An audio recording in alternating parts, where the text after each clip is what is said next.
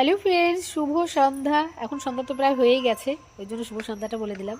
তো যাই হোক, তো দেখো আমার এই যে উনুনটা, এই যে একটা মাটির উনুন আছে, এইখানে উপরে কিছুই দেওয়া ছিল না, আর বৃষ্টি আসলে ভিজে যাওয়ার ভয় ছিল। তো বাবাকে বললাম উপরে একটা তাঁবুটা নিয়ে দাও, দেখো কত সুন্দর একটা তাঁবু দিয়ে দিয়েছে। এইবার এই উনুনটা আমার আর ভিজবে না।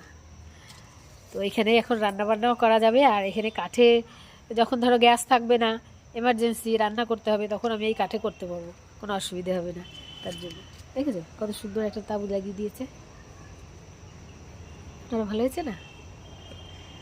তো এই যে সেই মানুষটা, এই যে তাকাও, দেখেছো? তো চলো, বাই বাই। দেশলাইটে আগুন জ্বালিয়েছিলাম এইখানে, এই জন্য দেশলাইটা হাতেই রয়েছে। দেখলাম কেমন জ্বলে, অনেকদিন জ্বালানো হয় না তো।